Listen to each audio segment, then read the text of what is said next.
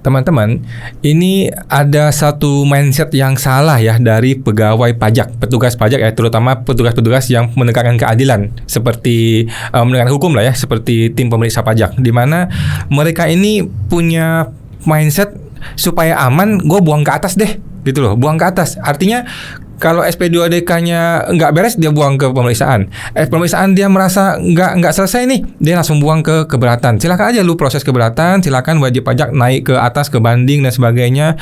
Akhirnya hal ini membuat biaya kepatuhan jadi mahal. Gitu, di wajib pajak dirugikan loh. Mereka kan tinggal disposisi aja. Kami tinggal tentukan lu bayar pajak sekian. Kalau nggak setuju silakan naik ke atas, gitu kan. Mereka lepas tangan, gitu kan. Mereka lepas tangan. Ini akibatnya wajib pajak menjadi mengalami biaya kepatuhan yang mahal. Kemudian wajib pajak menjadi punya pekerjaan rumah yang sangat berat, gitu loh. Mesti menyiapkan dokumen gugatan, dokumen banding, dokumen keberatan, dokumen dan lain-lain sebagainya ya.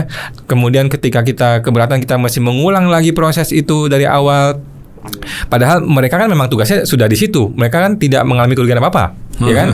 Nah, ini adalah mindset yang salah, teman-teman ya. Tetapi bagaimana nih WPI menanggapi ini? Apakah menurut Bapak ini harus bagaimana ya, Pak? Ya ini pengalaman pribadi saya, Mas Awan. Jadi saat ini yang kasus kami itu ini Wisnu lagi nih? Iya. Wisnu lagi? Aduh, Wisnu lagi. Wisnu. Gimana? Jadi kasus kami PT Area Indonesia itu dari awal pemeriksaan lapangan, Mas. Katanya untuk menguji kepatuhan. Padahal tiap tahun kami sudah diperiksa, Mas Awan. Tiap tahun sudah diperiksa, Mas Awan. Nah, saat pemeriksaan yang tahun 2019 yang lagi sengketa sekarang ini, itu dari awal sudah tanda kutip kami merasakan aroma memang tidak beres, Mas Awan. Itu dari ini, Mas, saat tim kami dalam tanda kutip ini kok seperti diancam gitu, Mas. Kamu ini kok nggak kooperatif gitu, Mas. Padahal pemeriksaannya itu kita dokumen sering kita kasih itu, Mas. Mereka minta kita kasih, mereka minta kita kasih. Lah, tiba-tiba dari tim pemeriksaan ini menghilang, Mas. Tidak menghubungi kita lagi gitu, Mas Awan. Akhirnya kok ada aneh ini. Kita coba ini proaktif menghubungin. Terus kami ini, Mas, menunjuk salah satu tim yang ini, Mas, ya lumayan ngerti lah dengan ilmu akuntansi dan perpajakan ke Kanwil. Nah, saat di sana itu ini, Mas, mereka kayak bingung gitu, Mas, tim pemeriksa pajaknya, Mas Awan. Kayak bingung. Terus begitu senyap, Mas. Itu ke sana itu sekitar bulan November. Itu terus tiba-tiba nggak ada kegiatan lagi, Mas. Sampai 2 bulan lebih, yaitu Januari, tiba-tiba gantilah pemeriksaannya, Mas Awan.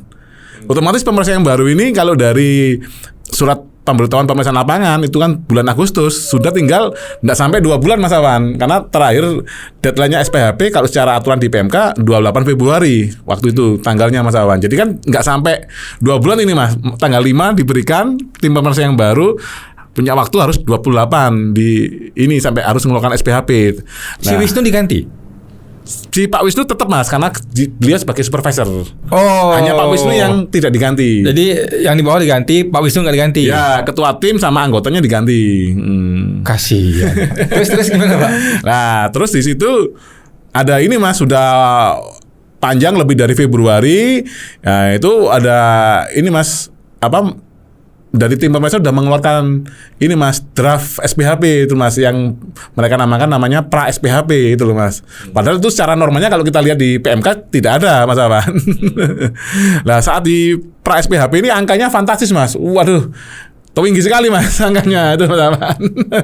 Nah, akhirnya tiba-tiba dia langsung keluarin SPHP-nya, Mas, di bulan Mei itu, Mas Awan. Setelah keluar SPHP, biasanya SPHP yang kami terima itu, Mas, 34 halaman, 40 halaman, Mas. Detail itu, Mas. Ini SPHP-nya kalau tidak salah 6 atau 7 lembar saja, Mas. Tidak ada detail rincian koreksi. 3 hari kemudian kita langsung bersurat untuk meminta rincian detail koreksi agar kita bisa menjawab SPHP tersebut berupa sanggahan kan, Mas. Itu tidak diberikan. Katanya sudah pernah diberikan saat pra SPHP itu, Mas Awan. Boleh dia lepas tangan, silakan naik keberatan aja gitu. Ya, bukan disuruh nanti, yang penting nanti ada pembahasan akhir, Mas. Mereka akan mengundang pembahasan akhir. Lah, saat pembahasan akhir itu yang terjadi kayak kasus ini, Mas, kasusnya Mas Justinus tadi Mas, itu seperti ini Mas, seperti vonis itu Mas. Tidak ada pembahasan akhir yang mereka dari tim Fiskus itu mendengarkan kami. Ini ya pokoknya angkanya ini gitu Mas. Nah, itu semuanya disuruh nanti kalau nggak terima dengan pembahasan ini nanti bisa ke keberatan gitu Mas. Yang penting ditolak semua, nanti lari ke keberatan gitu Mas Awan. Terus itu juga kami keliling ke konsultan pajak yang ada di Malang Mas. Itu wah ini nggak bisa, ini sudah nggak bisa ini. Itu saat SPHP Mas. Jadi memang sudah terkondisi kayak cipta kondisi bahwa ini sudah nggak bisa di pembahasan akhir. Jadi harus di keberatan. Dan biayanya itu Mas, kalau kita pernah ke salah satu konsultan ini yang direferensikan oleh pemeriksa pajak, itu ini Mas, namanya Pak Gede itu aja. Itu tarifnya untuk pembahasan akhir aja 150 juta Mas Awan. Terus nanti kalau kita lari keberatan itu juga rata-rata 150 juta Mas Awan. Terus lari ke banding rata-rata 150 juta Mas. Biaya ininya Mas ya, apa? Jasa hukumnya Mas. Belum angka yang dibayar ke negaranya Mas. Jadi itu kalau sengketa pajaknya cuma 500 juta. Gimana Mas untuk membayar itu Mas? Jadi itu menurut kami dari wajib pajak sangat besar sekali Mas, angka yang untuk kepatuhan itu Mas, kalau tidak segera selesai. Karena satu tahap itu minimal memakan 150 juta Mas, gugatan 150 juta, banding 150 juta, 150 juta, keberatan 150 juta, pembahasan hari 150 juta, itu sudah 600 juta sendiri Mas. Itu yang pengalaman saya Mas ya. Kami tanya-tanya ke beberapa konsultan pajak dan kuasa hukum pajak Mas Awan. Tapi tanpa disangka-sangka, ternyata Pak Wisnu terbukti bersalah Pak ya. Dan akhirnya PT Arion menang Pak ya. Iya, di keberatan Mas ya. Di keberatan dan menang. Dan kalau begitu berarti semua biaya-biaya kepatuhan yang Bapak sudah bayarkan, Bapak boleh klaim ke dia tuh Pak, melalui jalur perdata atau pidana. Ya Pak ya. Nah silakan dilanjutkan Pak. Iya. Nah, Terima kasih sarannya Mas.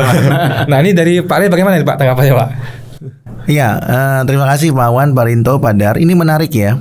Kenapa? Karena mindset ini kan memang sebenarnya terjadi karena Fiskus atau pemeriksa pajak atau pejabat pajak itu kan ingin menghindari hukuman, khususnya hukuman pidana kan. Karena diduga mungkin karena menerima gratifikasi atau suap, maka ini semua masuk ke dalam ranahnya tipikor. Ini yang sebenarnya mau dihindari kan. Tapi upaya untuk menghindari ini menyebabkan ada pihak yang dikorbankan, dalam hal ini adalah wajib pajak. Ya, kenapa? Karena dalam menjalankan pekerjaannya, menurut saya Fiskus ini tidak bekerja berdasarkan hukum yang berlaku, tapi bekerja berdasarkan pesanan, dugaan ya, ini dugaan. Kenapa? Karena kalau Fiskus bekerja berdasarkan hukum yang berlaku, maka hitam putihnya sudah jelas. Ya, tegak lurus keadilan itu sebenarnya harusnya bisa diperlihatkan dari sejak awal. Saya kasih contoh aja, misalnya perusahaan A atau WPA diperiksa, ya. Kemudian pemeriksa pajak berpendapat bahwa ini harus dikoreksi, katakanlah koreksi omset, ya. Nah, namun demikian sebenarnya koreksi tersebut itu menurut pemeriksa itu dilakukan bukan karena memang wajib pajak ini benar-benar melakukan kesalahan dan harus dikoreksi, tapi dikoreksi itu karena mereka mempunyai target atau rencana untuk mencari temuan, sehingga koreksinya tidak benar-benar dilandaskan oleh dasar hukum yang kuat, ya. Bahkan tidak sedikit yang berpendapat, ya kita koreksi dulu. Kalau WP-nya nggak bisa bantah, ya berarti bagus dong jadi temuan. Kalau bisa dibantah, ya sudah nggak apa-apa, kita cari yang lain. Nah, dalam melakukan koreksi kan tidak bisa menggunakan hal-hal seperti itu, ya. Itu seperti apa, menembak di atas pelana kuda, ya kan? Semoga kena. Kalau nggak kena ya nggak apa-apa kan, begitu. Nah, pemeriksaan tidak bisa dilakukan itu seperti itu, karena pemeriksaan itu harus dilakukan dengan kepastian, bukan dengan asumsi atau analogi. Ya, jadi sebenarnya kembali lagi dalam pemeriksaan pajak itu sama dengan hukum pidana. Ketika tidak bisa dibuktikan secara sah dan meyakinkan, maka seseorang tidak pantas untuk dihukum. Harus sah dan meyakinkan. Maka semua amar putusan pengadilan pidana kan selalu kan sah dan meyakinkan. Iya, betul Pak. Nah, diharapkan pemeriksa pajak juga berpikir seperti itu. Ketika tidak yakin untuk mengoreksi, jangan dikoreksi. Yakin itu apa? Yakin akuntansinya, yakin hukumnya. Salah satu tidak terpenuhi, jangan koreksi. Jangan berpikirnya, wah ini kayaknya setengah bisa lah ya, kita coba dulu.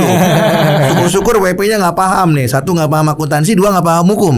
Nggak bisa begitu. Dan nggak bisa membuat sangkaan SPHP, Pak. Nah, ya beda dengan PT Arion Indonesia, kalau bikin sanggahan mungkin 40 halaman. Tapi kan WP lain nggak, bukanya aja bingung, tutupnya bingung, apalagi isinya, ya kan? Nah jadi nggak bisa disamakan. Nah oleh karena itu, jangan juga pemeriksa pajak atau fiskus itu mengambil kesempatan dari ketidaktahuan wajib pajak, ya. Jangan juga pajak dipungut itu karena kebodohan warga negaranya. Harusnya pajak itu dipungut karena memang kelalaian dan atau kesengajaan, bukan karena kebodohan loh. Ketidaktahuan itu 2 hal yang berbeda. Ya, kalau seseorang itu diduga ngemplang, itu memang wajar.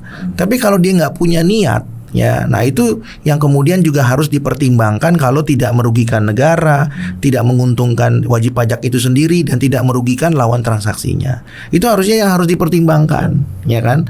Nah, menarik di sini ketika mereka itu dalam bekerja itu murni tunduk pada atasan, ya, bukan pada hukum yang berlaku. Karena ketika hukum menjadi atasan, mereka tidak perlu lagi mempertimbangkan hal-hal lain. Mereka sudah pasti bisa mengambil keputusan yang cepat dan tepat. Karena hukumnya berbunyinya begitu. Nggak perlu lagi kemudian rapat, meeting, diskusi dulu. Nah, kan kalau dalam pembahasan dalam pemeriksaan kadang-kadang ketua tim bingung, dia suka bilang begini kan, nanti saya tanya dulu ke supervisor. Supervisor bingung, saya tanya dulu kepala kantor. Nah, ini kan berarti tidak ada kepastian.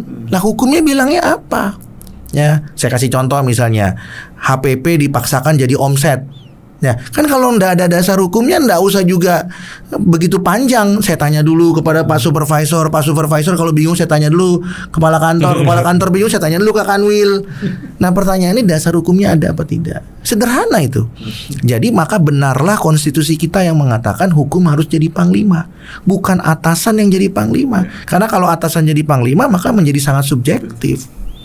Ya, apalagi atasannya mau pensiun. Ini yang jadi masalah kalau kejar target. Nah, itu dia. Iya kan?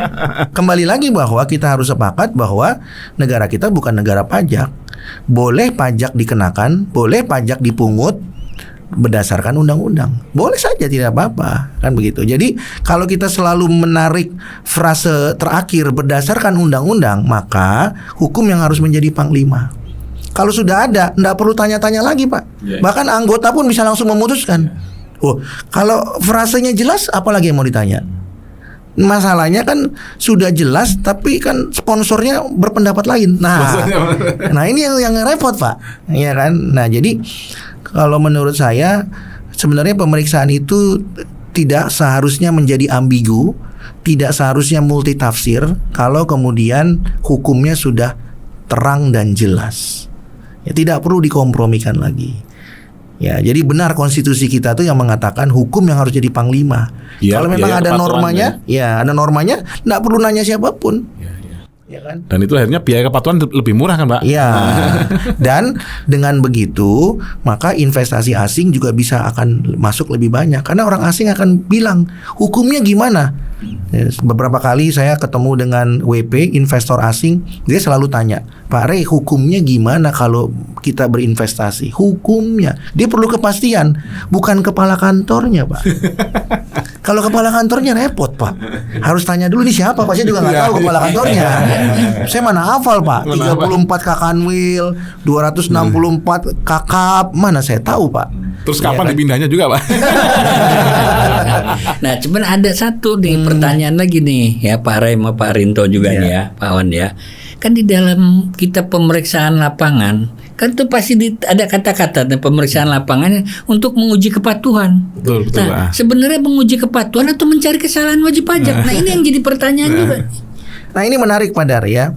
Ketika kita bicara PMK ya, yang mengatur mengenai menguji kepatuhan, kita harus memahami dulu.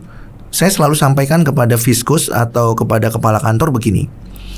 Mungkinkah Bapak atau mungkinkah Anda melakukan pemeriksaan kalau tidak ada dugaan atau indikasi ketidakpatuhan? Kalau semuanya menurut Anda sudah patuh, apakah Anda tetap akan melakukan pemeriksaan? Sepertinya jawabannya tidak. Untuk apa buang-buang waktu kalau tidak ada potensi temuan? Pasti sudah bisa dipastikan Anda akan melakukan pemeriksaan karena sudah ada dugaan atau indikasi. Jadi menguji kepatuhan itu sebenarnya menguji apakah data yang Anda miliki terhadap ketidakpatuhan itu benar apa tidak. Berarti sudah ada indikasi, Pak. Betul. Kalau semuanya sudah rapi, bagus, dan semuanya sudah sesuai dengan hukum positif yang berlaku, apakah Anda tetap akan menguji? Nah, jadi kalau memang jawabannya tidak, maka seharusnya ketika Anda menguji, sebenarnya Anda sudah punya nih indikasinya. Bukan trial and error.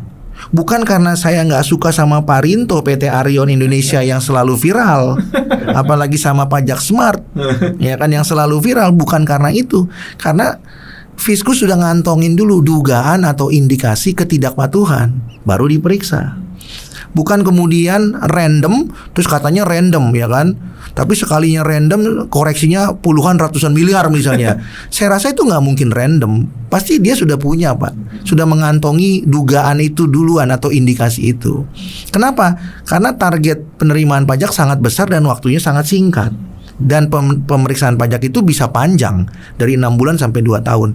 Jadi tidaklah mungkin kalau kemudian upaya pemeriksaan itu tidak punya target. Pasti ada targetnya, Pak, ada tujuan akhirnya. Nah, kembali ke pertanyaan Pak Dar tadi, kalau gitu menguji kepatuhan itu sebenarnya apakah mencari-cari kesalahan? Nah, bisa dimaknai mencari kesalahan kalau dia sudah punya dugaan indikasi tadi, Pak. Dugaan ketidakpatuhan. Oh, kalau dia sudah punya mengantongi itu kan tinggal dibuktikan, Pak. Tapi kalau nggak punya, Pak Dar, jangan dipaksakan.